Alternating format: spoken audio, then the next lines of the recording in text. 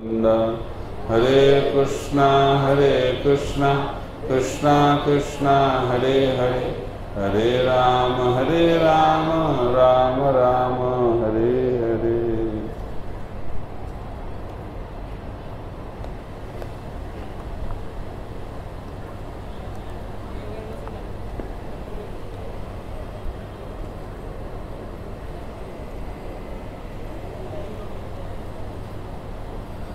তো আজকে আমরা রাধারানীর শ্রীমতী রাধারানীর আবির্ভাব তিথি উপলক্ষে শ্রী চৈতন্য চরিতামৃত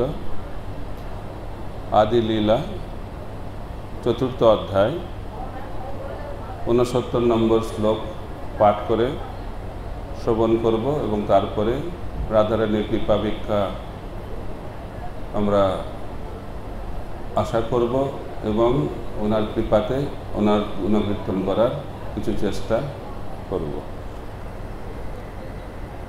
জয় জয় শ্রী চৈতন্য জয় নিত্যানন্দ, জয় দ্বৈত চন্দ্র জয় গৌর ভক্ত বৃন্দ, জয় জয় শ্রী চৈতন্য জয় নিত্যানন্দ,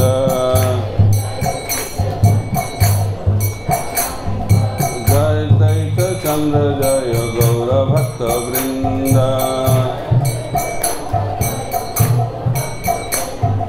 জয় জয় শ্রী চৈতন্য জয় নিত্যানন্দ,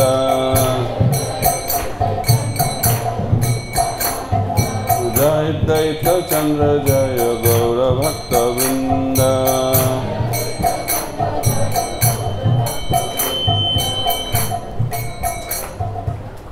যাদের কাছে মোবাইলে শ্রী চৈতন্য চরিতামৃত আছে তা আপনারা খুলে আপনারা আমার সঙ্গে সঙ্গে বলার চেষ্টা করবেন।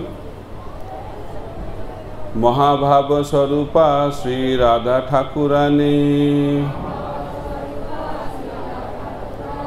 সর্বগুণ খনি কৃষ্ণকান্তা শিরোমণি, মহাভাব স্বরূপা শ্রী রাধা ঠাকুরানী, সর্বগুণ খনি কৃষ্ণকান্তা শিরোমণি, মহাভাব স্বরূপা শ্রী রাধা ঠাকুরানী, সর্বগুণ খনি কৃষ্ণকান্তা শিরোমণি।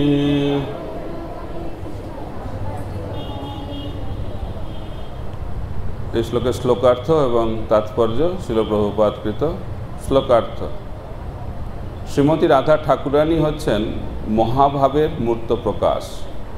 তিনি হচ্ছেন সমস্ত গুণের আধার এবং কৃষ্ণ প্রেয়সীদের শিরোমণি।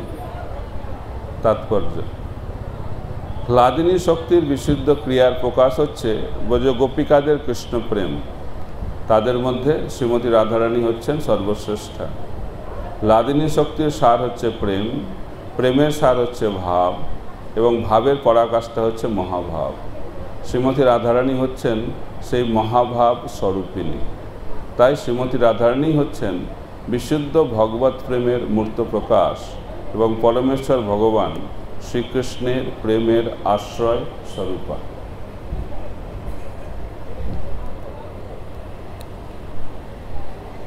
মুখং করতি বাচালং পঙ্গুল্লঙ্ঘয়তে গিরিং যৎকৃপাতমহং বন্দে শ্রীগুরুং দীনতারিণং পরমানন্দ মাধবম শ্রীচৈতন্য ঈশ্বরং। হরে কৃষ্ণা। তোমার সঙ্গে সঙ্গে বলবেন হরে কৃষ্ণা হরে কৃষ্ণা কৃষ্ণা কৃষ্ণা হরে হরে, হরে রাম রাম রাম হরে হরে। রাধাষ্টমী মহামহোৎসব কি, শ্রীমতী রাধা রানী আবির্ভাব তিথি মহামহোৎসব কি। তো গৌড়ীয় বৈষ্ণবদের জন্য আজকের এই যে তিথি রাধারানীর আবির্ভাব তিথি, এটা হচ্ছে আমাদের সর্বশ্রেষ্ঠ উৎসব। কারণ বলা হয়েছে যারা বিষ্ণুর ভক্ত তাদেরকে বলা হয় বৈষ্ণব। আর যারা কৃষ্ণের ভক্ত তাদেরকে বলে কৃষ্ণ, আর যারা রাধারানীর ভক্ত তাদেরকে বলে গৌরীয়। তো আপনারা কারা কারা এখানে গৌরীয় বৈষ্ণব হাত তুলবেন একটু। হরে কৃষ্ণ। তো যারা গৌরীয় বৈষ্ণব তারা হচ্ছেন রাধারানীর সেবক সেবিকা, রাধারানীর ভক্ত। তো বলা হচ্ছে চৈতন্য মহাপ্রভু এই জগতে রাধারানীর মহিমাকে প্রকট করেছেন। বলা হয়েছে যদি গৌর না হইত তবে কি হইত, কেমনে ধরিতাম দে, রাধার মহিমা প্রেমরস সীমা জগতে জানাত কি। চৈতন্য মহাপ্রভুই এই জগতে রাধারানীর মহিমাকে ব্যাপক আকারে প্রচার করেছেন। তো শ্রীল প্রভুপাদ বলতেন রাধারানী সম্বন্ধে আলোচনা করার যোগ্যতা আমাদের নেই, কারণ রাধারানী হচ্ছেন প্রেমের স্বরূপা। একবার আমাদের গুরু মহারাজ জয় পতাকা স্বামী মহারাজ প্রভুপাদকে রাধারানী সম্বন্ধে প্রশ্ন করার চেষ্টা করেছিলেন। তো প্রভুপাদ বলছেন তোমার রাধারানী সম্বন্ধে প্রশ্ন করার কোনো যোগ্যতা নেই।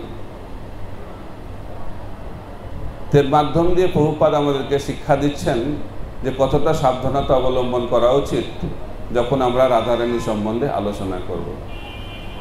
তো যেহেতু আজকে ওনার আবির্ভাব তিথি, তাই আমাদের শুদ্ধিকরণের জন্য ওনার চরণে আমাদের সেবা অর্পণ করার জন্য অযোগ্যতা সত্ত্বেও আমরা এই সাহস করছি ওনার গুণকীর্তন করার। তো শ্রীল প্রভুপাদ, পূর্বতন আচার্য এবং স্বয়ং শ্রীমতী রাধারানী তাদের আশীর্বাদ ভিক্ষা করে আমরা কিছু আলোচনা করার চেষ্টা করব। তো এই শ্লোকে বলা হচ্ছে, যে শ্লোকটি আমরা উচ্চারণ করলাম সেখানে রাধারানী সম্বন্ধে বলা হচ্ছে মহাভাব স্বরূপা শ্রীমতী রাধারানী। তো দুটো জিনিস আছে, একটা হচ্ছে কাম আর একটা হচ্ছে প্রেম। আপনারা শুনেছেন দুটো শব্দ, নিশ্চয়ই শুনেছেন। একটি শব্দ হচ্ছে কাম আর একটি শব্দ হচ্ছে প্রেম।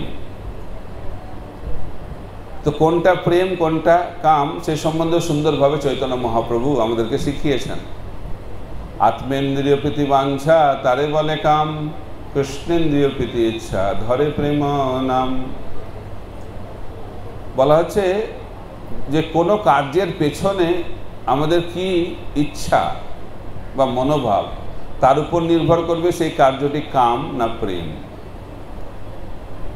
এই জগতে বেশিরভাগ মানুষ যারা বদ্ধজীব তারা নিজের ইন্দ্রিয় তৃপ্তির জন্য সমস্ত কার্য করে।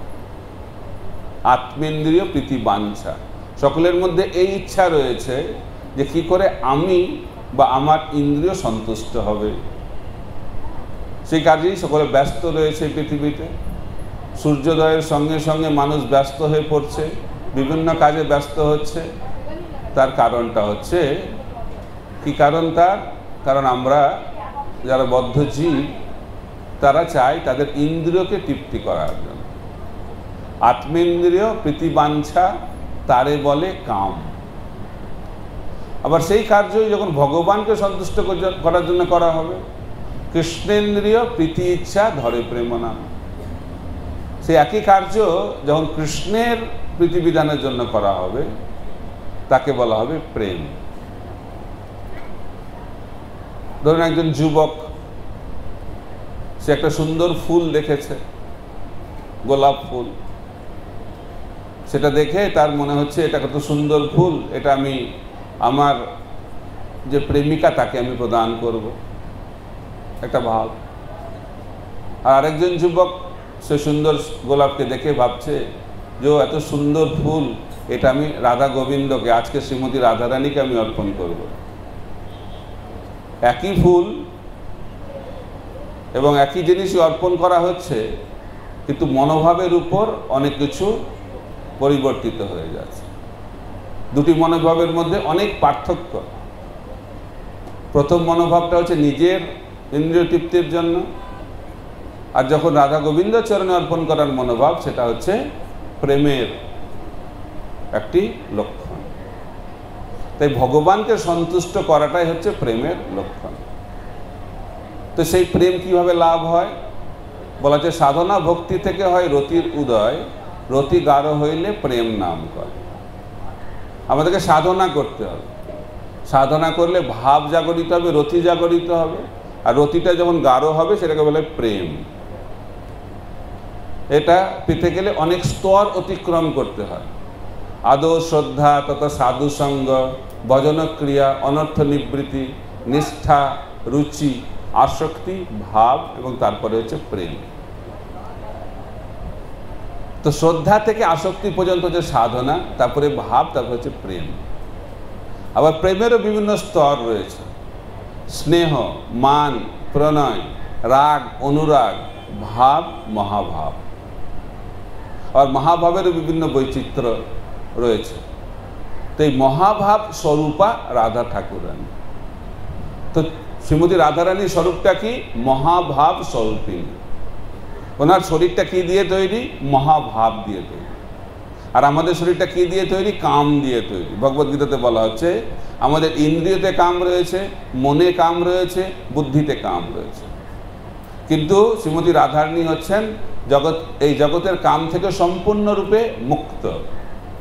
তিনি হচ্ছেন মহাভাব স্বরূপিণী।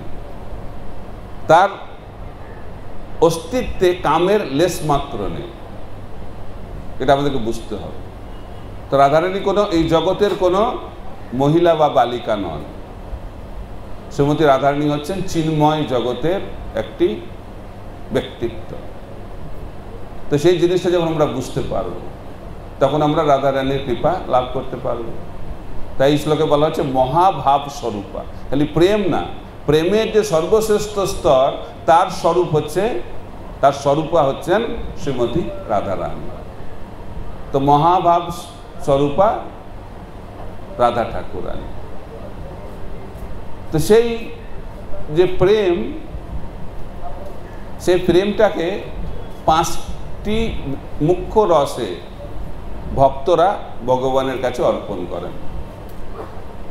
শান্তরস, দাস্যরস, সখ্যরস, বাৎসল্য রস এবং মাধুর্য রস। আপনারা হয়তো অনেকেই এগুলো সম্বন্ধে শুনেছেন। তো চিন্ময় জগতে এই যে 5টি রসে ভগবানের সেবা হয়, তার মধ্যে সর্বশ্রেষ্ঠ হচ্ছে মাধুর্য রসে ভগবানের ভক্তরা যখন ভগবানকে সেবা করেন, সেটি হচ্ছে সর্বশ্রেষ্ঠ। চৈতন্য মহাপ্রভু বলছেন, আরাধ্য ভগবান ব্রজেশ তনয় তদ্ধাম বৃন্দাবনম রম্মা কাচিত উপাসনা ব্রজবধূ বর্গেন যা কল্পিতা। মহাপ্রভু বলছেন গৌরী বৈষ্ণবদের আরাধ্য ভগবানকে কৃষ্ণ, ব্রজেন্দ্রনন্দন কৃষ্ণ, এবং তার ধাম হচ্ছে বৃন্দাবন ধাম। আর বৃন্দাবনে অনন্ত ভক্ত ভগবানের সেবা করছেন, কিন্তু ব্রজ গোপিকারা যেভাবে ভগবানের সেবা করেছেন সেই সেবা হচ্ছে সর্বশ্রেষ্ঠ সেবা। সেই প্রেম হচ্ছে সর্বশ্রেষ্ঠ প্রেম। তো বলা হচ্ছে যে মাধুর্য রসের যে ভক্তি বা মাধুর্য রসের যে প্রেম, সেটা দুভাবে হয়, স্বকীয় আর পরকীয়। স্বকীয় মানে হচ্ছে স্বামী স্ত্রীর সম্পর্ক, বিবাহিত সম্পর্কে যখন মাধুর্য রস আস্বাদন হয় সেটাকে বলে স্বকীয়। আর যখন বিবাহ হয় না, প্রেমিক প্রেমিকার সম্বন্ধে যে মাধুর্য রস সেটাকে বলে পরকীয়। এই জন্য বলা হচ্ছে জয় জয় উজ্জ্বল রস সর্বরস সার, পরকীয়া ভাবে যাহা ব্রজেতে প্রচার। ব্রজের যে মাধুর্য প্রেম সেটি হচ্ছে পরকীয়া ভাব। সেখানে ব্রজ গোপিকাদের সঙ্গে শ্রীমতী রাধারানীর সঙ্গে কৃষ্ণের সম্পর্ক হচ্ছে প্রেমিক প্রেমিকার সম্বন্ধ, সর্বশ্রেষ্ঠ, যেটা এই জগতে অতটা গুরুত্বপূর্ণ নয়। অনেক সময় এটাকে অন্য চোখে দেখা হয়, কিন্তু সেটা যখন চিন্ময় স্তরে হয় সেটা হচ্ছে সর্বশ্রেষ্ঠ। তাই ব্রজ গোপিকাদের সঙ্গে শ্রীমতী রাধারানীর সঙ্গে কৃষ্ণের যে প্রেমের সম্বন্ধ সেটি হচ্ছে পরকীয়া, প্রেমিক প্রেমিকার সম্বন্ধ। আবার সেই প্রেমিক প্রেমিকার সম্বন্ধ দুভাবে হয়, একটা হচ্ছে সম্ভোগ আর একটা হচ্ছে বিপ্রলম্ভ। যখন প্রেমিক প্রেমিকা মিলিত হয় সেটাকে বলা হয় সম্ভোগ। আবার প্রেমিক প্রেমিকা যখন একে অপর থেকে দূরে চলে যায় সেটাকে বলা হয় বিপ্রলম্ভ। তো মহাপ্রভু এসে যে প্রেম আমাদেরকে প্রদান করেছেন সেটি হচ্ছে বিপ্রলম্ব ভাব। সেই কারণে গোস্বামীরা সেই একই ভাবকে এই জগতে প্রকাশ করেছেন।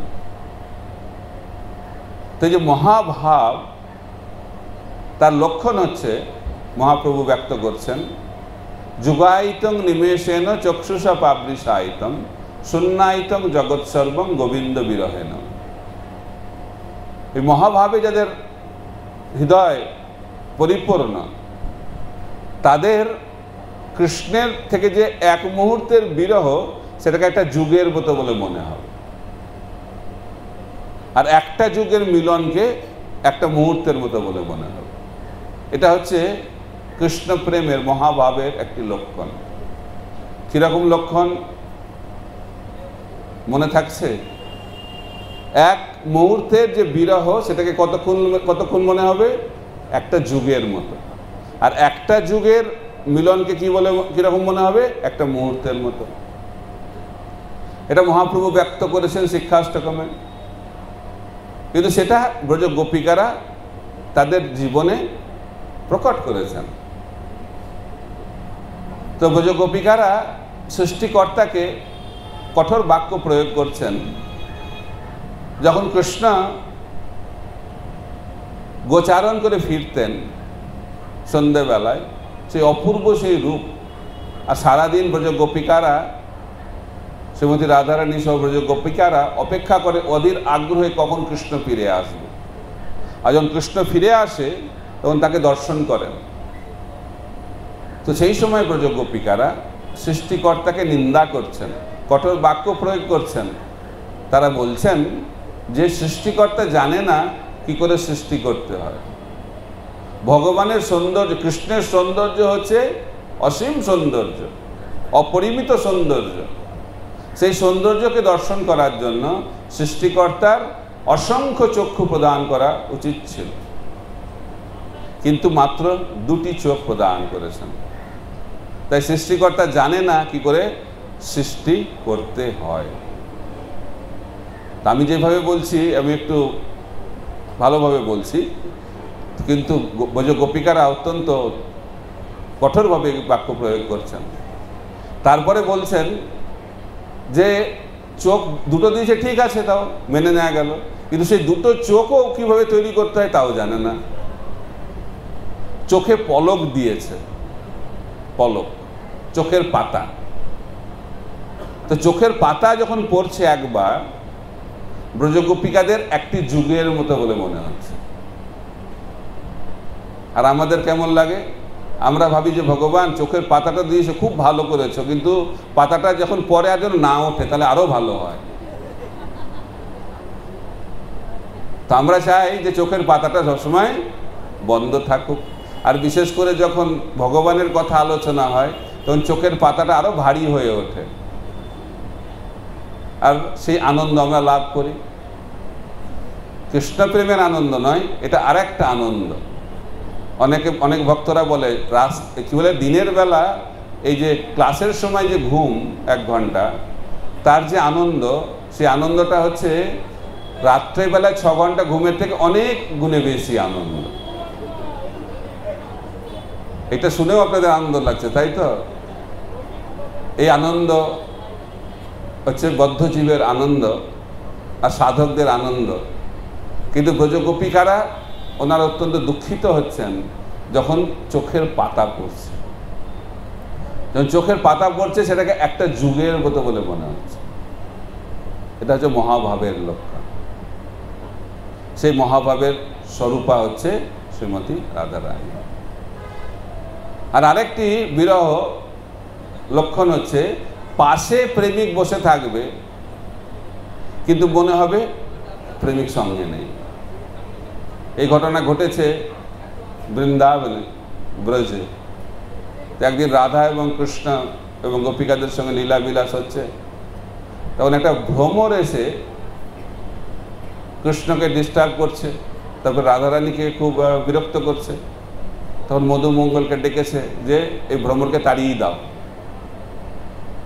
তারপরে যখন তাড়িয়ে দিয়েছে ভ্রমরকে, তখন মধুমঙ্গল এসে বলছে মধু চলে গেছে, মধুসূদন চলে গেছে।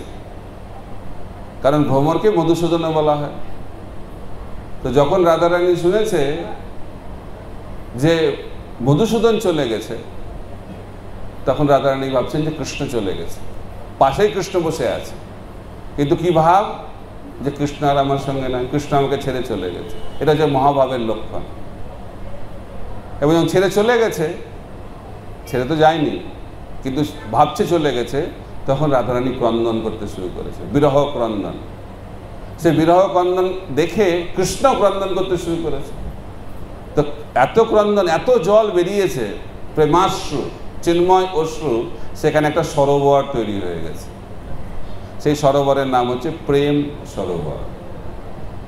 আপনারা যারা ব্রজমণ্ডল পরিক্রমা করেছেন হয়তো আপনারা সেখানে গেছেন। তো যারা গেছেন অত্যন্ত ভাগ্যবান, আর যারা যাননি পরের বার যখন যাবেন ব্রজমণ্ডলে সেটা দর্শন করবেন। বর্ষানা আর নন্দগ্রামের মধ্যখানে এই প্রেম সরোবর। সেই প্রেম সরোবর হচ্ছে মহাভাবের একটি বিশেষ স্বরূপের প্রকাশ। তো এই মহাভাব তো আমরা বুঝতে পারবো না, কারণ রূপ গোস্বামী সাধন ভক্তি নিয়ে বিস্তারিতভাবে ব্যাখ্যা করেছেন ভক্তিরসামৃত সিন্ধু গ্রন্থে। ভাব ভক্তি 2টি অধ্যায়, প্রেম ভক্তি 1টি অধ্যায়। কারণ এগুলো আমরা বুঝতে পারবো না, এটাকে অনুভব করতে হবে। সেই কারণে বলা হচ্ছে সাধন ভক্তি থেকে হয় রতির উদয়, সাধনা ভক্তি থেকে হয় রতির উদয়। রতি গাঢ় হইলে তারে প্রেম নাম করে। তাই আমাদের সাধকদের কি কর্তব্য? আমাদেরকে সাধনা করতে হবে। আর সাধনার মুখ্য অঙ্গ হচ্ছে কলিযুগে হরিনাম সংকীর্তন। হরে কৃষ্ণ কৃষ্ণ কৃষ্ণ হরে হরে, হরে রাম রাম রাম হরে হরে। তো বলা হচ্ছে শান্তরসের থেকে দাস্যরস শ্রেষ্ঠ, দাস্যরসের থেকে সখ্যরস শ্রেষ্ঠ, সখ্যরসের থেকে বাৎসল্যরস শ্রেষ্ঠ, বাৎসল্যরসের থেকে মাধুর্যরস শ্রেষ্ঠ।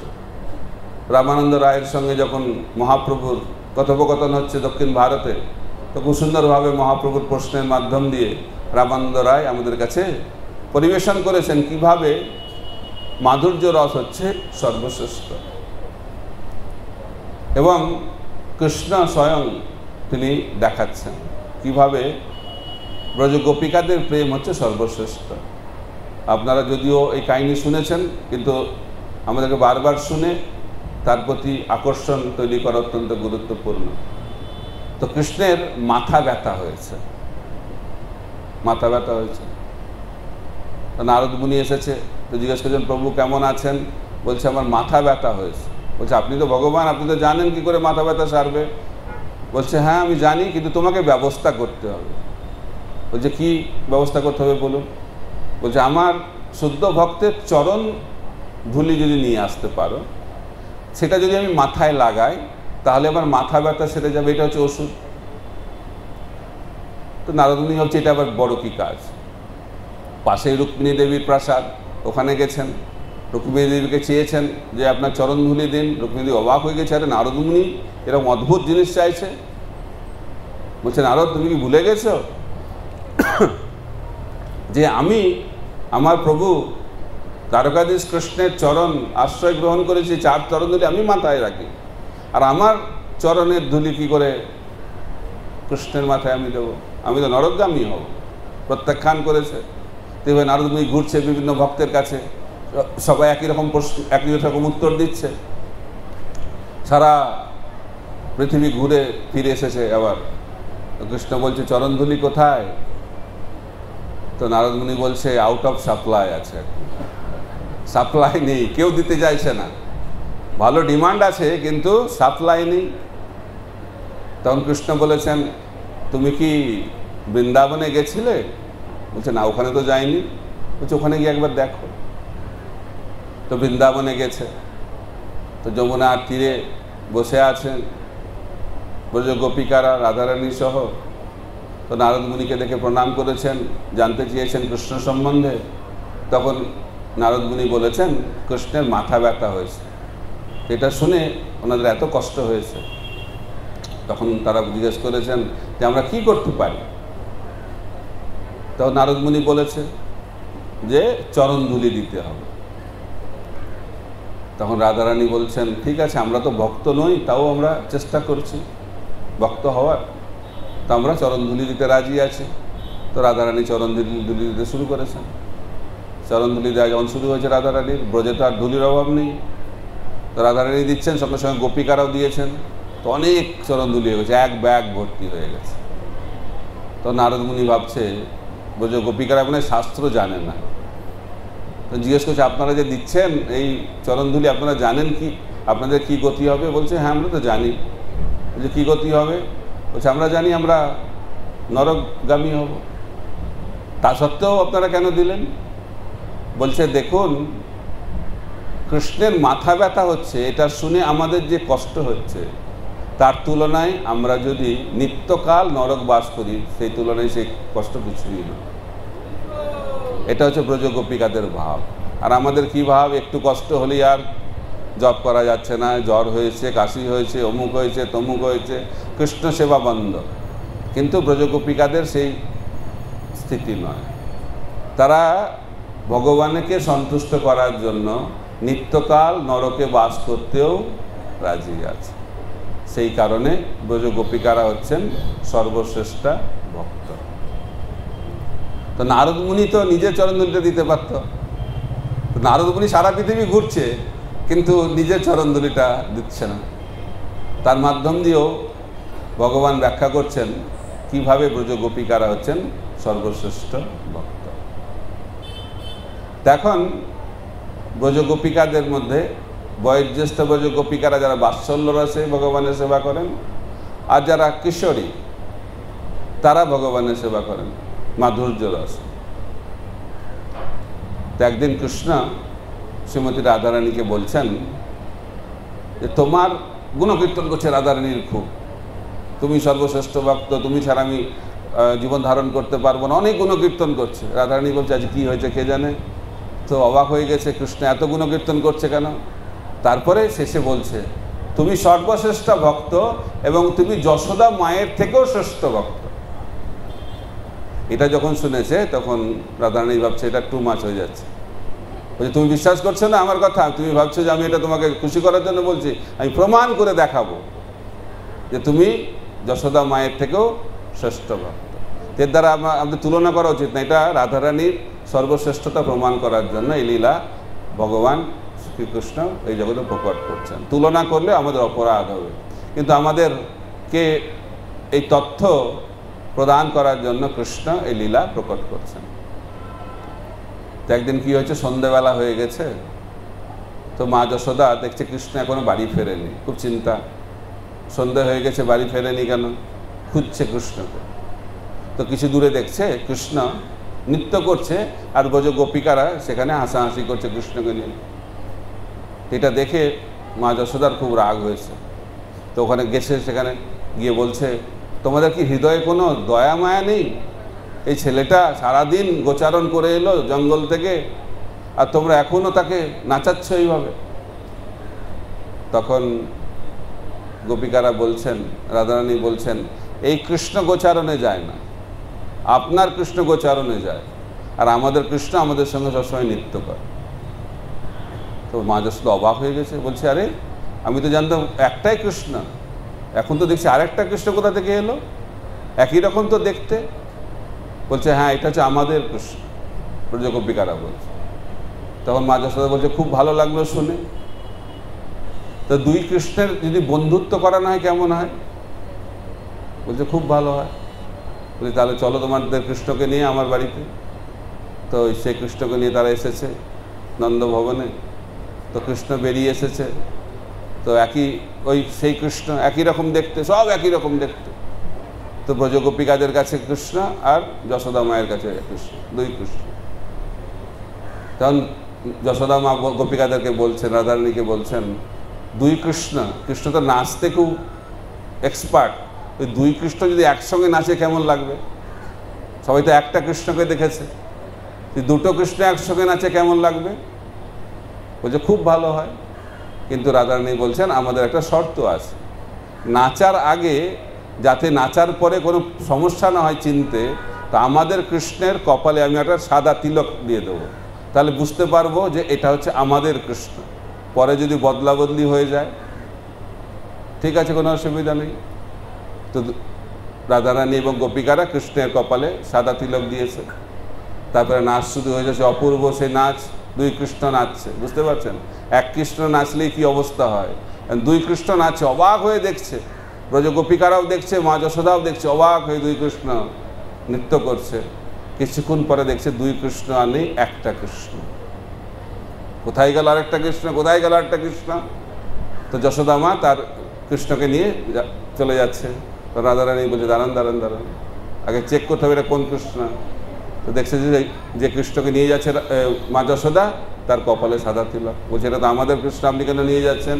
যশোদা মা বলছে আরে আমার কৃষ্ণ কোথায় গেল, আমার কৃষ্ণ কোথায় গেল? বলছে আমরা কি করে জানবো, আপনার ঘরেই তো আমরা আছি, দেখুন কোথায় আছে। তো মা যশোদা খুব চিন্তায় পড়ে গেছে, কোথায় গেল কৃষ্ণ, কোথায় গেল কৃষ্ণ।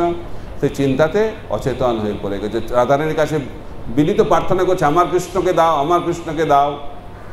এই বলতে বলতে যশোদা মা অচেতন হয়ে পড়ে গেছে। তখন কৃষ্ণ মুচকি মুচকি হাসছে, বলছে মা যশোদার কানে কৃষ্ণ নাম করো, তাহলেই মা যশোদা জেগে উঠবে। তারপরে মা যশোদার কানে কৃষ্ণ নাম করেছে, যশোদা মা জেগে উঠেছে। তখন দেখছে কৃষ্ণ ঘর থেকে বেরিয়ে আসছে।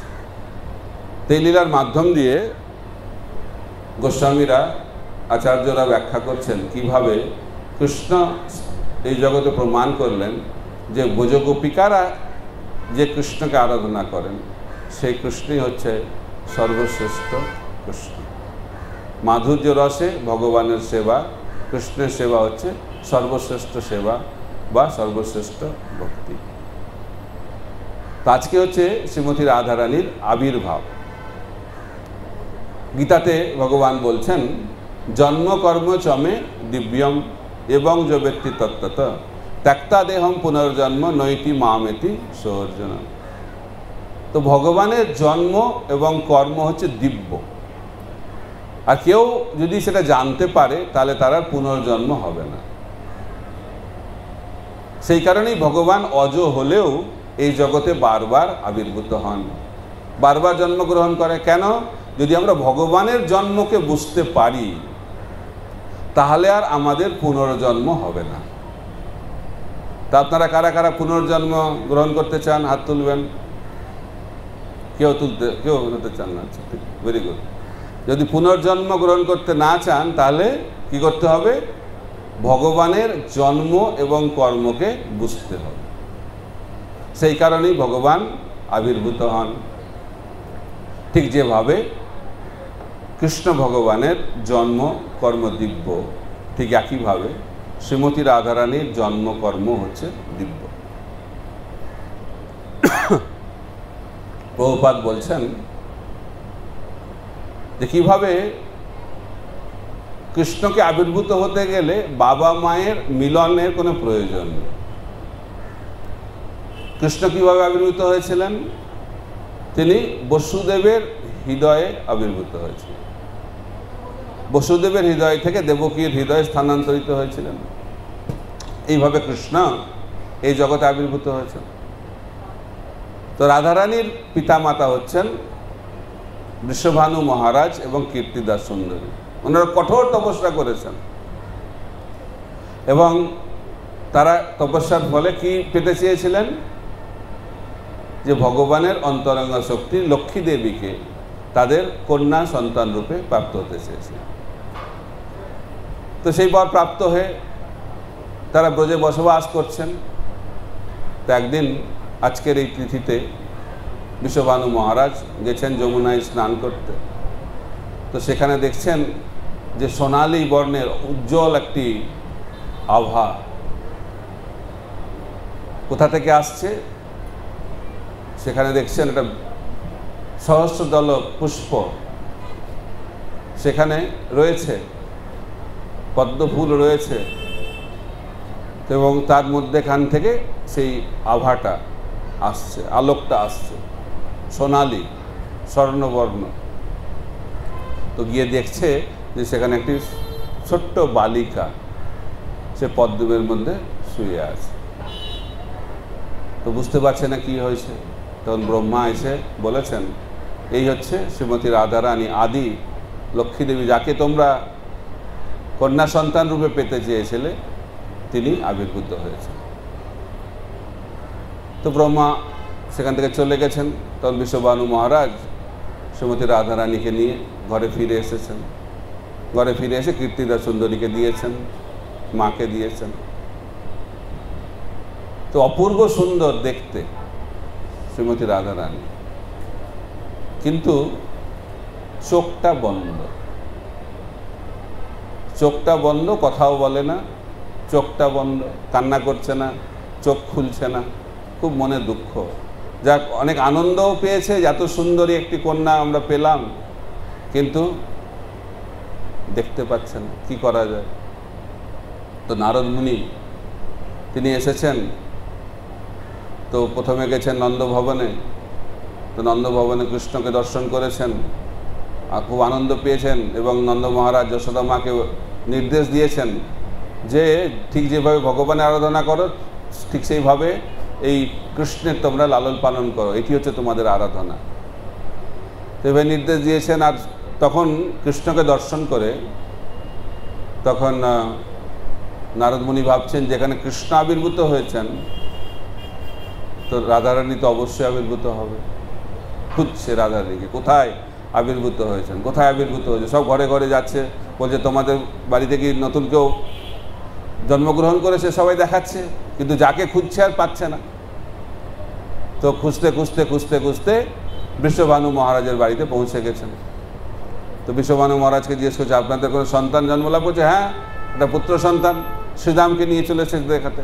অপূর্ব শ্রীরামের সে সৌন্দর্য, তাকে আশীর্বাদ করেছে, কিন্তু তাতে তো সন্তুষ্ট হচ্ছেন না নারদ মুনি, কারণ তিনি তো অন্য কাউকে খুঁজছেন। তখন বলছে কি, আপনাদের ঘরে কি কোনো কন্যা সন্তান জন্মগ্রহণ করেছে?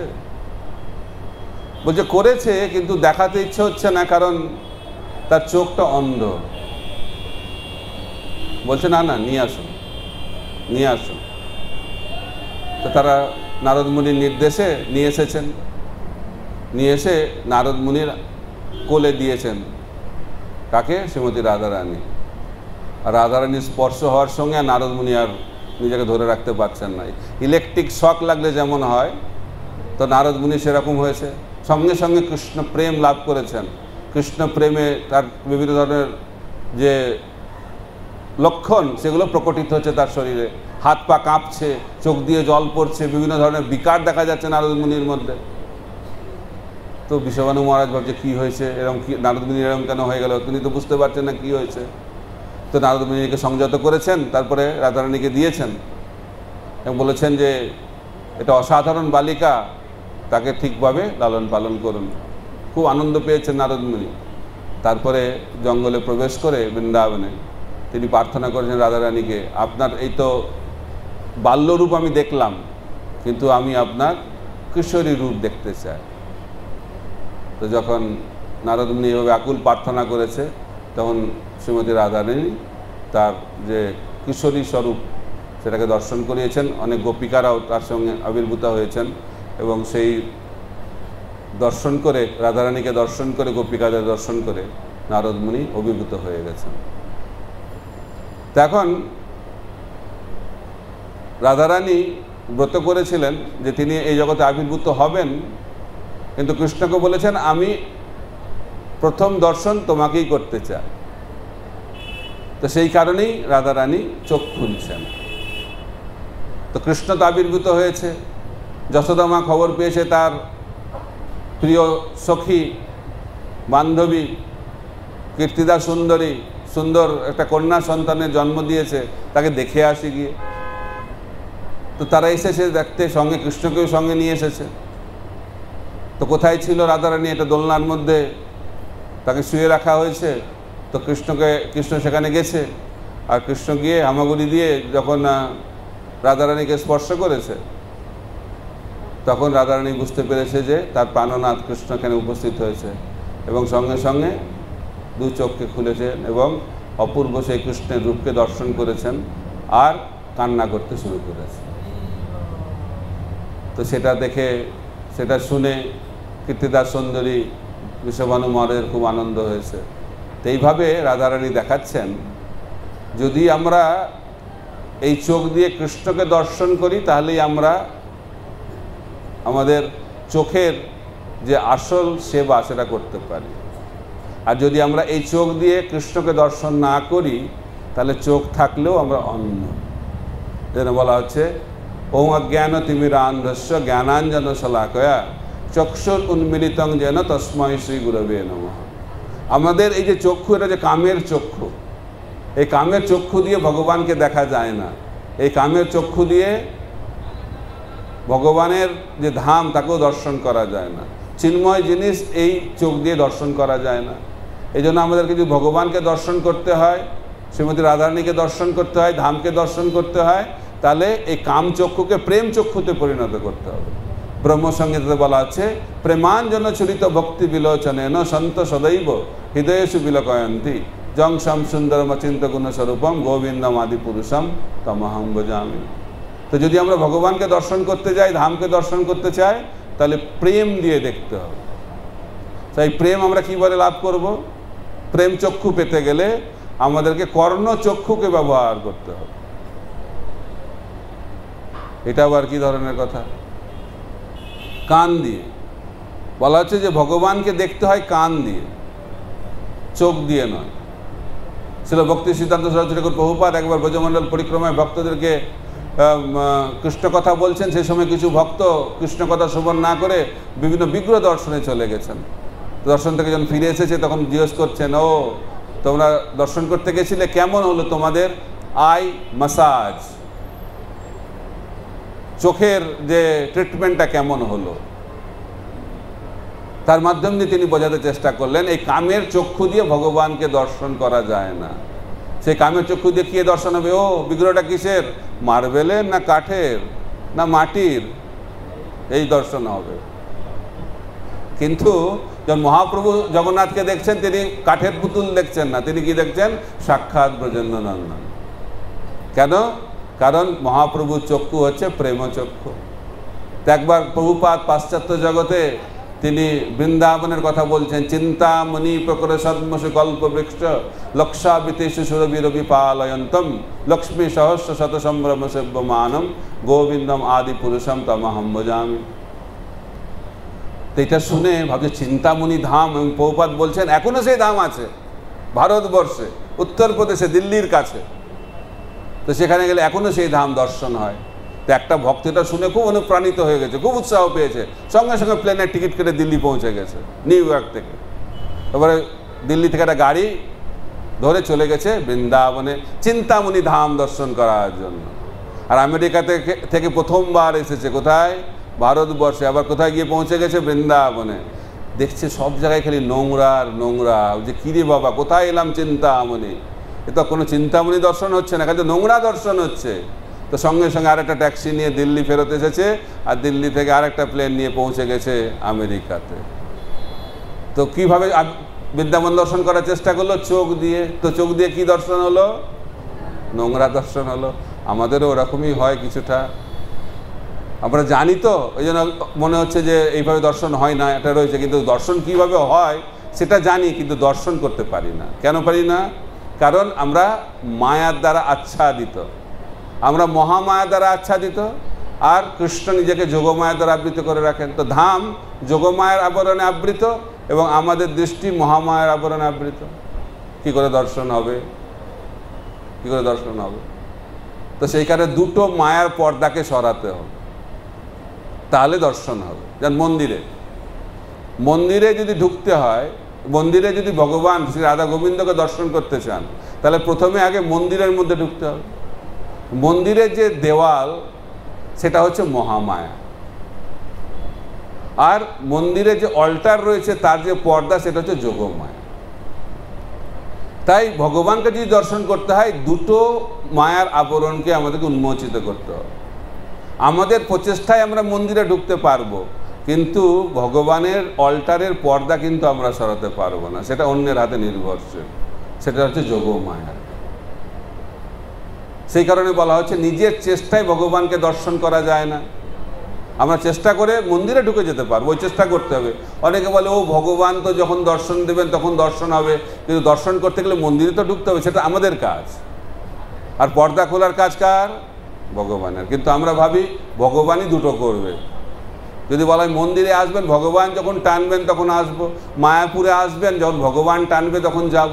কিন্তু শপিং মলে, দার্জিলিংয়ে, গোয়াতে যখন যায় তখন নিজের চেষ্টায় যায়, তখন তো ভগবানের কৃপা লাগে না। সেই জন্য এটাকে বলা হচ্ছে আমাদের অলসতা। কলিযুগে কেউ ভগবানের মন্দিরে যেতে চায় না, কারণ আমরা আধ্যাত্মিক জীবনে অত্যন্ত অলস। তাই অলসতাকে ত্যাগ করতে হবে। অলসতাকে ত্যাগ করলে আমরা মহামায়ার যে দেওয়াল সেটাকে আমরা অতিক্রম করতে পারবো। সেই জন্য আমাদেরকে সাধনা করতে হবে।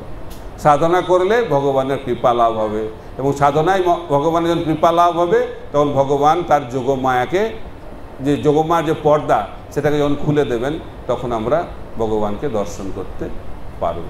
তা সেই পর্দা কে খুলছেন? সেই পর্দা খোলার দায়িত্ব হচ্ছে শ্রীমতী রাধারানীর। এই জন্য বলা হচ্ছে যদি আমরা ভগবানকে দর্শন করতে চাই তাহলে রাধারানীর আশ্রয় গ্রহণ করতে হবে, কারণ কৃষ্ণকে সরাসরি আমরা দর্শন করতে পারব না। তাই রাধারানী হচ্ছেন অত্যন্ত করুণাময়ী। কৃষ্ণ আমাদেরকে কৃপা করতে পারে, নাও করতে পারে, সেই জন্য এই কৃপার ব্যাপারটা থেকে যেন দূরে থাকেন। সে কৃপা বিতরণের দায়িত্ব কাকে দেওয়া হয়েছে? শ্রীমতী রাধারানীকে দেওয়া হয়েছে। কতক্ষণ চলবে? হ্যাঁ, 10:30 টাইম আছে তখন। হ্যাঁ,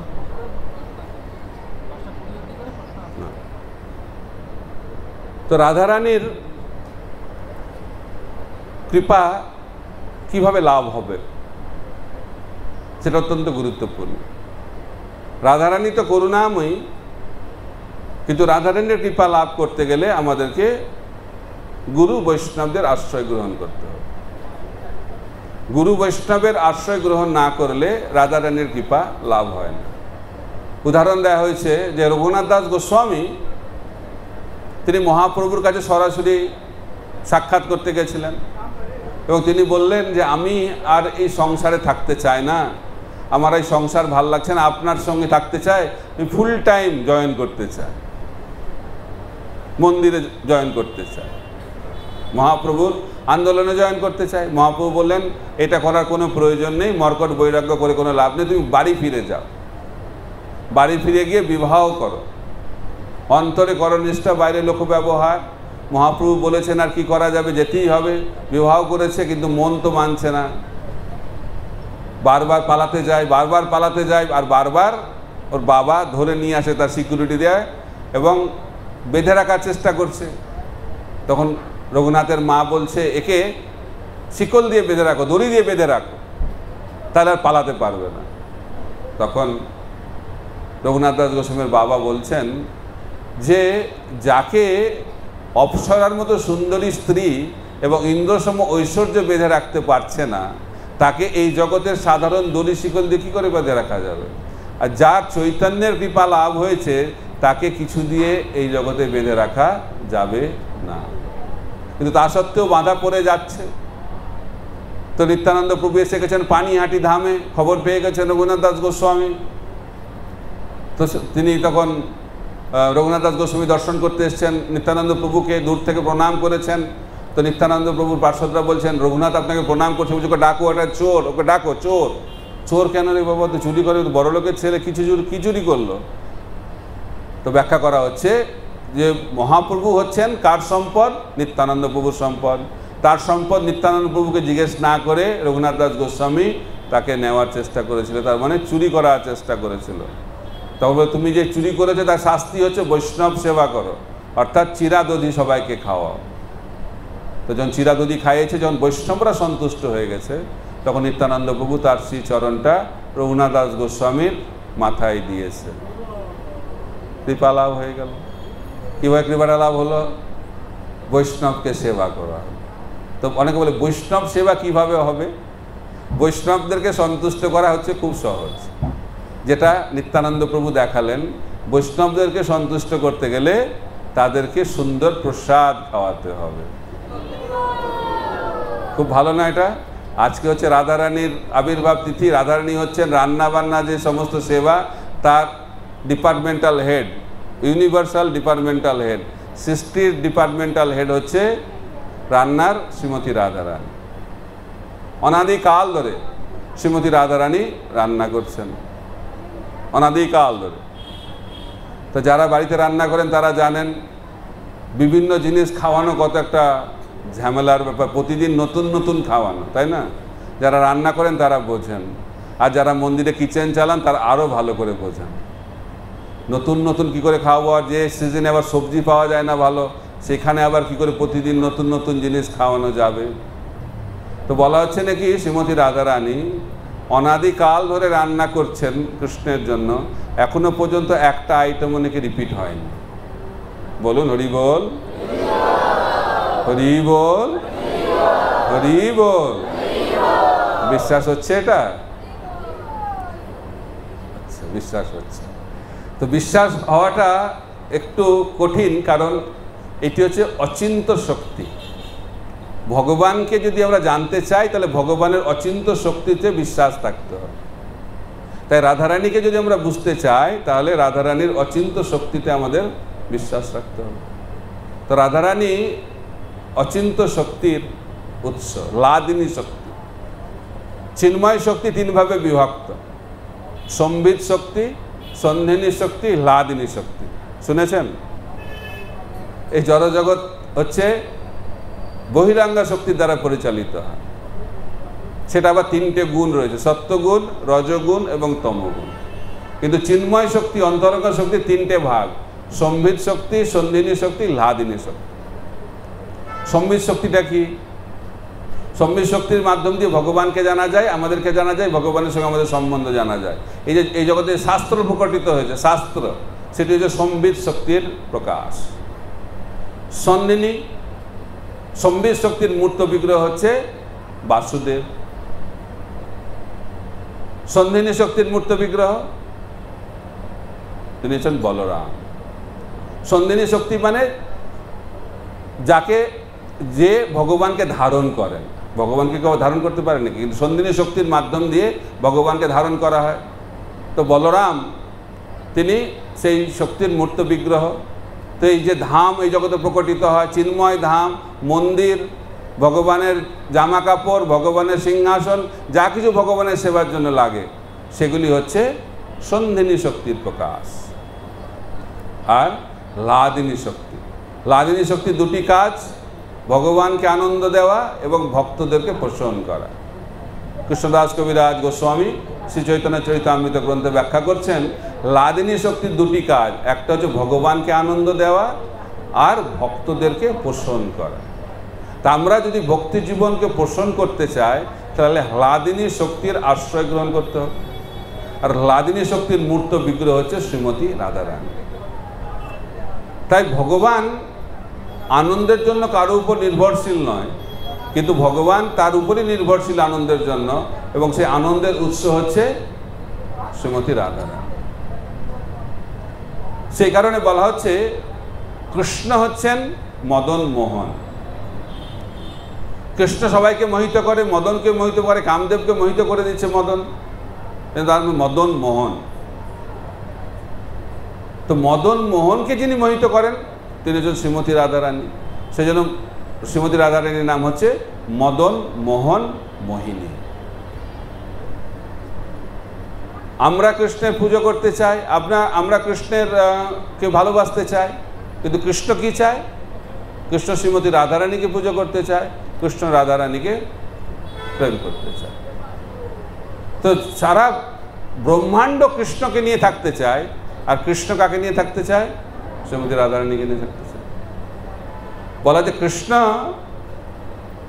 যদি রাধারানীর নৃত্য বন্ধ হয়ে যায় তাহলে নাকি কৃষ্ণ আর তার শরীর ধরে রাখতে পারবে না। তো পুরো কৃষ্ণের কার্যকলাপকে নিয়ন্ত্রিত করছেন হচ্ছে শ্রীমতী রাধারানী। কৃষ্ণের 64টি গুণ, শাস্ত্রে রাধারানীর 25টি গুণের কথা ব্যাখ্যা করা হচ্ছে। তার মধ্যে একটি হচ্ছে তিনি কৃষ্ণকে সবসময় নিয়ন্ত্রণে রাখেন।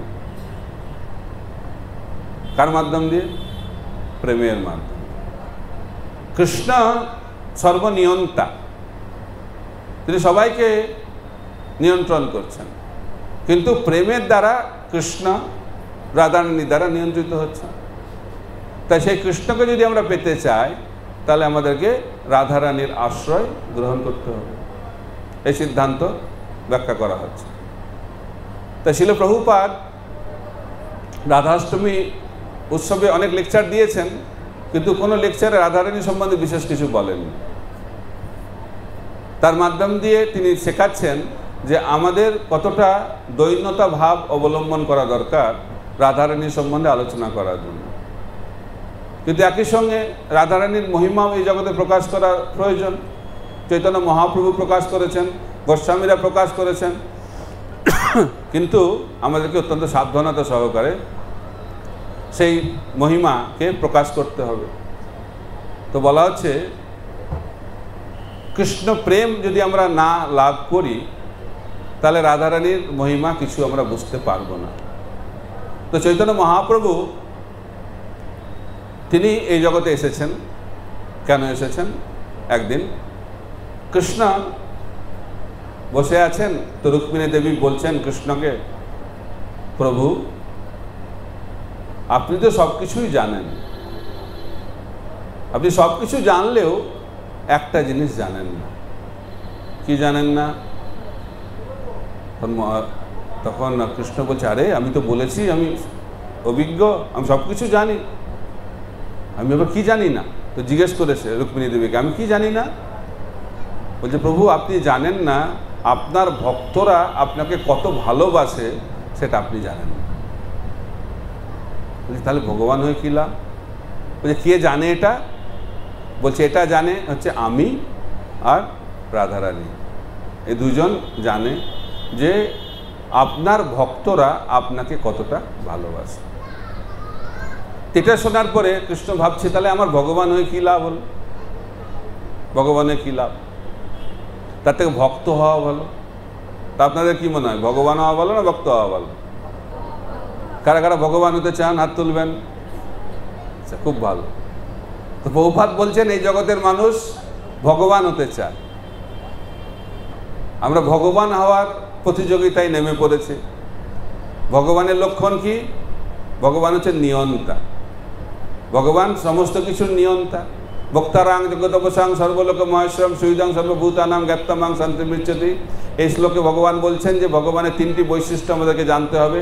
ভগবান হচ্ছেন সমস্ত কিছুর ভোক্তা, ভগবান সমস্ত কিছুর মালিক, এবং ভগবানই হচ্ছে আমাদের একমাত্র বন্ধু। কিন্তু ভগবান যেহেতু সমস্ত কিছুর মালিক, তাই ভগবান হচ্ছে সমস্ত কিছুর নিয়ন্তা। আমরা কোনো কিছুর মালিক নই। এটা আপনারা কি স্বীকার করেন? কারা কারা স্বীকার করেন যে আমরা কোনো কিছুর মালিক নই? কষ্ট হলেও হাতটা তুলুন। হরে কৃষ্ণ। খুব ভালো। তো আপনারা বলবেন, আরে আপনি এরকম কেন বলছেন? আমার বাড়িটা তো আমার নামে রেজিস্ট্রি করা আছে, ব্যাঙ্ক অ্যাকাউন্টটা, ক্রেডিট কার্ডটা, ডেবিট কার্ডটা তো আমার নামেই, কী করে ভগবান মালিক হলো? আমিই তো মালিক। মুখে বলা সহজ, কিন্তু কাজে চেতনায় সেটাকে পরিবর্তিত করা অত্যন্ত কঠিন। সেই কারণে আমরা অনাদিকাল ধরে এই জগতে রয়েছি। এইটা যদি ভুলে যাব তাহলে এই জগতে থাকবো কী করে? কৃষ্ণকে ভুললেই এই জগতে থাকা যাবে, আর কৃষ্ণকে মনে করলে আর এই জগতে থাকা যাবে না। কি বিপজ্জনক ব্যাপার দেখুন তো। কৃষ্ণ চিন্তা হলে আর এই জগতে থাকতে দেবে না কৃষ্ণ আমাদেরকে। আর কৃষ্ণ যদি চিন্তা না করি তাহলে কৃষ্ণ বলছে চিন্ময় জগতে থাকা যাবে না, এই জগতে থাকতে হবে। তো কোন জগতে থাকলে ভালো, এই জগতে না চিন্ময় জগতে? চিন্ময় জগতে থাকলে ভালো, কিন্তু আমাদের এই জগৎটা ভালো লাগে বলেই অনাদিকাল ধরে এই জগতে রয়েছে। এখানে থাকতে ভালো লাগে। ভালো না লাগলে কি করে আছি আমরা? একজন মহান দেবতা এসে গেছেন, তার অভিশপ্ত হয়ে একটা নিম্ন পশুজনী লাভ করেছেন। তারপরে ব্রহ্মা সেই পদে কাউকে খুঁজে পাচ্ছেন না, তাকে এসে বলছে চলো ওখানে যাই। বলছে না না, আমি এখানে ভালো আছি। বোঝা যাচ্ছে আমরা এই জগতে কেন আছি? আমাদের এখানে থাকতে ভালো লাগে। যখন ঝগড়াঝাটি হয় খারাপ লাগে, তারপরে আবার যখন মিষ্টি মিষ্টি কথা শুনি তখন ভালো লাগে, আবার খারাপ লাগে, আবার ভালো লাগে, আবার ভালো লাগে, আবার খারাপ লাগে। এই সুখ এবং দুঃখ চলতে থাকবে। ভোগ ত্যাগ করতে করতে আমরা অনাদিকাল ধরে বিভিন্ন জনিতে আমাদের যাত্রা সুন্দরভাবে চালাচ্ছি। ঠিক না? কি মনে হচ্ছে? কেন আমরা করছি এটা? কারণ আমরা ভগবানকে ভুলে গেছি। কৃষ্ণ বিস্মৃতি হচ্ছে আমাদেরকে এই জগতে বেঁধে রাখছে। তো যদি আমরা ভগবান যে মালিক, ভগবান যে নিয়ন্তা, এটাকে স্বীকার করে নেওয়াটাই হচ্ছে ভক্তির প্রথম পদক্ষেপ। যদিও পূর্ণরূপে বিশ্বাস নাই, তা সত্ত্বেও মেনে নেওয়া, কিছুটা মেনে নিতে হবে, তাহলে আস্তে আস্তে আস্তে আস্তে আমরা ভক্তি জীবনে এগোতে পারবো। তা আমি কি আলোচনা করছিলাম, ভুলে গেছেন? কি আলোচনা করছিলাম? কোন পরিপ্রেক্ষিতে এই আলোচনাটা এসে গেল? ভুলে গেছেন। এটা কলিযুগের আর একটা লক্ষণ, ভুলে যায়, আমরা ভুলে যাই। এখনই আলোচনা হলো, ভুলে যাচ্ছি। তাই কৃষ্ণকে ভোলা খুব সহজ, কৃষ্ণ কথা ভুলে যাওয়া আরো সহজ, তাই না? তো সেই কারণে আমাদেরকে মনে রাখতে হবে। আর মনে রাখবো কি করে? বারবার শুনতে হবে, বারবার শুনতে হবে। যদি আমরা বারবার শুনি তাহলে ধীরে ধীরে ধীরে ধীরে কৃষ্ণ চিন্তা আসবে। এখন কৃষ্ণ ভাবছে যে ভগবান হয়ে কি লাভ, কিন্তু এই জগতে মানুষ ভাবছে ভগবান হলে বিরাট কিছু লাভ। তো ভগবান হচ্ছেন রসমালাইয়ের মতো। কারা কারা রসমালাই খেয়েছেন? হাত তুলবেন। না গাঙ্গুরামের রসগোল্লা কারা কারা খেয়েছেন? খুব ভালো। রসগোল্লা কিরকম? খুব সুন্দর, মিষ্টি। রসগোল্লা নামটা খুব সুন্দর না? বলা হচ্ছে যে বাঙালিদের সবকিছুই হচ্ছে মিষ্টি, ভাষা মিষ্টি, খাওয়া মিষ্টি, ব্যবহার মিষ্টি, সংস্কৃতি মিষ্টি, কিন্তু তা সত্ত্বেও ডায়াবেটিক রোগ হচ্ছে না, নাকি? হরে কৃষ্ণ। এখন রসমালাই বা রসগোল্লা কত মিষ্টি এটা কে বুঝতে পারবে? রসগোল্লা বুঝতে পারবে? তো কে বুঝতে পারবে রসগোল্লা কত মিষ্টি? যে খাবে। তো রসগোল্লা হওয়া ভালো না রসগোল্লা খাওয়া ভালো? কি মনে হচ্ছে? ভগবানের এটা অনুভব হচ্ছে। ভগবান ভাবছে রসগোল্লা হয়ে কি লাভ, অন্য কেউ তো খাচ্ছে আমাকে, তা আমি রসগোল্লা হতে চাই না, আমি রসগোল্লাটা খেতে চাই। লোভ হয়েছে। কৃষ্ণ ভগবান যিনি গীতাতে বললেন লোভকে ত্যাগ করতে হবে, কাম ক্রোধ লোভ নরকের রাস্তা, সেই কৃষ্ণ ভগবানের মধ্যে লোভ জেগেছে, চিন্ময় লোভ। কি লোভ? রসগোল্লা খাবে। কোন রসগোল্লা? কৃষ্ণের নিজের সৌন্দর্য রূপ রসগোল্লা। বোঝা যাচ্ছে কৃষ্ণ কিরকম সুন্দর? জানেন কত সুন্দর? বোঝা বড় মুশকিল। ভগবানকে যদি বুঝতে হয় দুটি জিনিস মনে রাখবেন, একটা হচ্ছে অচিন্ত আর একটা হচ্ছে অনন্ত। ভগবানের সৌন্দর্য কিরকম? অনন্ত। আর সেই অনন্ত সৌন্দর্যকে কিভাবে বোঝা যাবে? যখন আমরা অচিন্ত শক্তিতে বিশ্বাস করব। তো বলা হচ্ছে এই জগতে যারা সুন্দরী তারা অত্যন্ত আকর্ষণীয়। মিস ইউনিভার্স, মিস ওয়ার্ল্ড, অনেক রকমের উপাধি পেয়ে থাকে, অপূর্ব সৌন্দর্য। সেই সৌন্দর্যের প্রতি মানুষ আকৃষ্ট হয়, পাগল হয়ে যায়, প্রেমে পাগল হয়ে ঘুরে বেড়ায়। সৌন্দর্য মানুষকে পাগল করে। কিন্তু এই জগতের যে সৌন্দর্য তার থেকে স্বর্গের অপ্সরাদের সৌন্দর্য অনেক গুণে বেশি। স্বর্গের যারা অপ্সরা রয়েছে তাদের থেকে অনেক গুণে সুন্দরী হচ্ছে যারা বৈকুণ্ঠের লক্ষ্মী দেবীরা। বৈকুণ্ঠের লক্ষ্মী দেবীদের থেকে আরও বেশি সুন্দরী হচ্ছে দ্বারকার মহিষীরা। আর দ্বারকার মহিষীদের থেকেও অনেক অনেক গুণে সুন্দরী হচ্ছে ব্রজের গোপিকারা। ব্রজে কত গোপিকা রয়েছে শিখিয়ে দিলাম একটু কিছুক্ষণ আগে। নিত্য বিরাজমান, নিত্য লীলায় যারা রয়েছেন সেই ব্রজের গোপীদের সংখ্যা হচ্ছে অনন্ত। কিন্তু বলা হচ্ছে এই জগতে যখন কৃষ্ণ রাসলীলা করেছিলেন, মহারাসলীলা, সেই মহারাসলীলাতে কৃষ্ণ 300 কোটি গোপীর সঙ্গে নৃত্য করেছিলেন। কতটা সংখ্যাটা মনে থাকবে? কত? জোরে বলুন।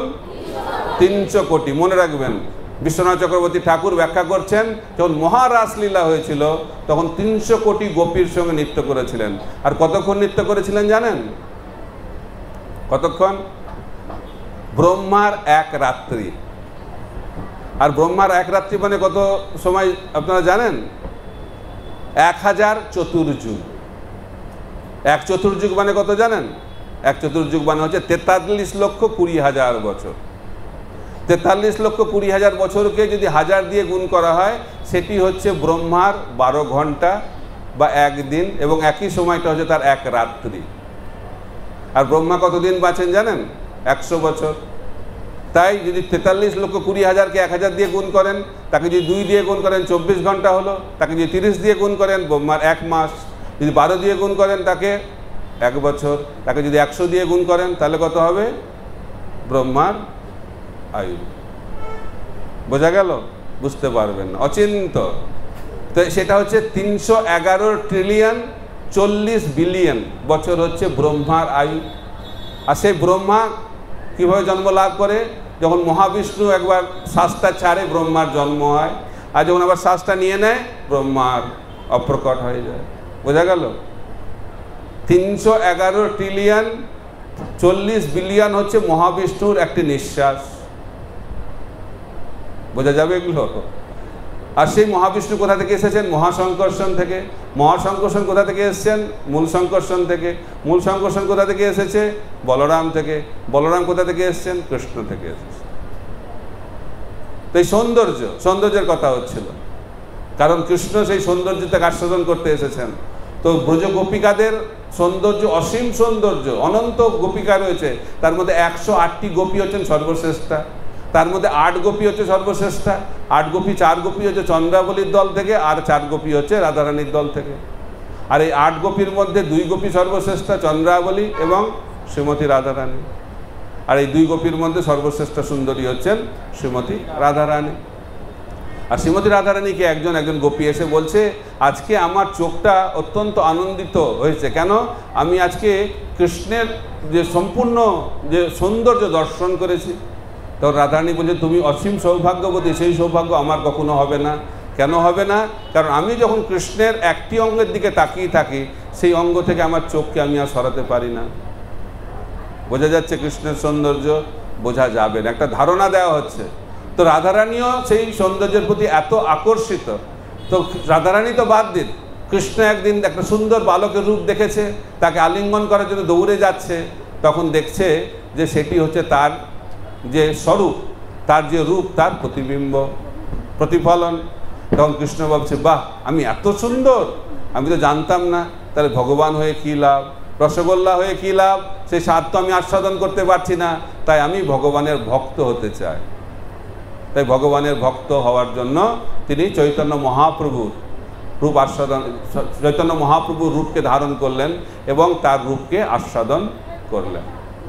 তো রাধারানী যখন এটা শুনলেন যে আরে কৃষ্ণ এখন আমার ভাবকে অঙ্গীকার করবে, তো কৃষ্ণ প্রেমে পাগল হয়ে যাবে, তখন ভূমিতে গড়াগড়ি খাবে, কষ্ট পাবে। সেই কারণে রাধারানী ভাবলেন যে আমি আমার অঙ্গকান্তি তাকে দিয়ে দেবো এবং সেই অঙ্গকান্তি দিয়ে আমি তাকে সুরক্ষা প্রদান করব। সেই জন্য কৃষ্ণ রাধারানীর ভাব এবং রাধারানীর অঙ্গকান্তি নিয়ে আবির্ভূত হয়েছেন। এবং সেই শ্রীমতী রাধারানী আবার কী জন্য এসেছেন? কৃষ্ণের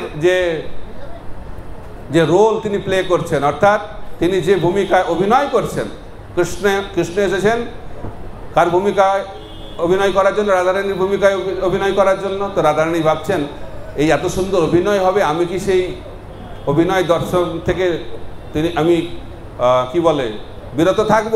আমিও যাব। তো রাধারানী ভাবলেন, আমিও এই কৃষ্ণের যে রাধারানীর ভূমিকা কিভাবে পালন করছে সেটাকে দেখার জন্য আমি যাব। সেই জন্য রাধারানী গদাধর পণ্ডিত রূপে আবির্ভূত হলেন। তো গদাধর পণ্ডিত কেন আবির্ভূত হলেন তার কারণ ব্যাখ্যা করা হচ্ছে। রাধারানী একদিন ভাবছিলেন, যখন কৃষ্ণ গোচারণে যায়, খুব দুঃখ হয়েছে রাধারানীর, খুব দুঃখ হয়েছে। বলছে, আমি কেন এই নারী শরীর পেলাম? এই নারী শরীর পাওয়ার জন্য আমি গোচারণে যেতে পারছি না। গোপসখারা কত ভাগ্যবান, তারা সারা দিন কৃষ্ণের সঙ্গে আছে। আমি যদি এই পুরুষ শরীর পেতাম, যদি আমি গোপসখাদের শরীর পেতাম, তাহলে আমি সারাদিন কৃষ্ণের সঙ্গে থাকতে পারতাম। এই মনোভাব রাধারানীর মধ্যে প্রকট হয়েছে। তো সেই ইচ্ছা যখন কৃষ্ণ জানতে পেরেছে, কারণ কৃষ্ণ তো সব কিছু জানেন, তখন ভাবছেন যে রাধারানীর ইচ্ছাকে আমাকে পূর্ণ করতে হবে। সেই কারণে তিনি এই বর প্রদান করলেন, যখন তিনি চৈতন্য মহাপ্রভু আবির্ভূত হবেন, তখন রাধারানী গদাধর পণ্ডিত রূপে আবির্ভূত হবেন। যে রাধারানী কৃষ্ণের সঙ্গে থাকার জন্য অনেক সামাজিক প্রতিবন্ধকতার সম্মুখীন হয়েছিলেন, সেই রাধারানী যখন গদাধর পণ্ডিত রূপে আবির্ভূত হয়েছেন, সব সময় যেখানেই মহাপ্রভু সেখানেই গদাধর পণ্ডিত। তাই কৃষ্ণ রাধারানীর সেই ইচ্ছাকে পরিপূর্ণ করার জন্য রাধারানীকে গদাধর পণ্ডিত রূপে এই জগতে প্রকট করিয়েছেন। সেই গদাধর পণ্ডিত হচ্ছেন মহাপ্রভুর লীলায় রাধারানী। তো রাধারানীর প্রাধান্য মহাপ্রভুর লীলাতে অপরিসীম। সেই কারণে গৌড়ীয় বৈষ্ণব হিসেবে আমাদের রাধারানীর প্রাধান্যকে অনুভব করতে হবে। এবং আমরা যদি রাধারানীর প্রাধান্যকে জানতে চাই, তাহলে আমাদেরকে চৈতন্য মহাপ্রভুর আশ্রয় গ্রহণ করতে হবে।